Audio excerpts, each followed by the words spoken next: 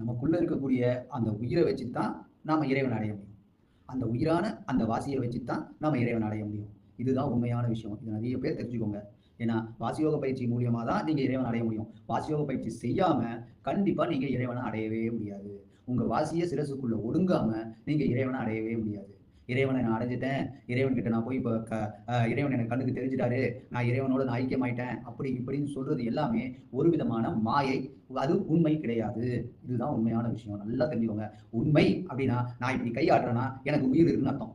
அப்ப அந்த உயிரை மேல்நிலை அடைய வச்சா மட்டும்தான் இறைவனை நோக்கி பயணிக்க முடியும். அதுதான் உண்மையான விஷயம். உயிரை குடுத்தவன் தான் இறைவன். அந்த குடுத்த எந்த வழியில குடுத்தாரோ, அந்த வழிய நோக்கியே பயணிக்க வைக்கிறது தான், பின்னோக்கி பயணிக்க வைக்கிறது தான், பின்னோக்கி பயணிக்க நம்ம இறைவனை நோக்கி செல்வோம் நம்ம வாசி. இதுதான் உண்மையான விஷயம். அப்ப அது பின்னோக்கி பயணிக்க வைக்கிறது தான் இந்த வாசியோக பயிற்சி. அப்ப வாசியோக பயிற்சி பண்ணாதான் நமக்கு உயிர் குடுத்த இறைவனை நோக்கி நம்ம பயணிக்க முடியும். இதுதான் உண்மையான விஷயம். இத நல்லா தெரிஞ்சுக்கோங்க. வாசியோக பயிற்சி பண்ணாம நீங்க இறைவன அடையவே முடியாது. வாசியோக பயிற்சி பண்ணாம உங்க ஆயுள அதிகரிக்கவும் முடியாது. வாசியோக பயிற்சி பண்ணாம நீங்க உடல் ஆரோக்கியத்தோட இருக்கவும் முடியாது. நல்லா தெரிஞ்சுக்கோங்க. வாசியோக பயிற்சி பண்ணாம நீங்க ஒரு விதமான நிறை வராது. முடியெல்லாம் நெறச்சு போகாது. என்னுடைய முடிகள் எதுவுமே நெறச்சது இல்ல. இத நல்லா தெரிஞ்சுக்கோங்க. இதுதான் உண்மையான விஷயம். வாசியோக பயிற்சி பண்ணா மட்டும் தான் நீங்க மேல்நிலை அடைய முடியும். வாசியோக பயிற்சி பண்ணா மட்டும் தான் நீங்க இறைவன அடைய முடியும்.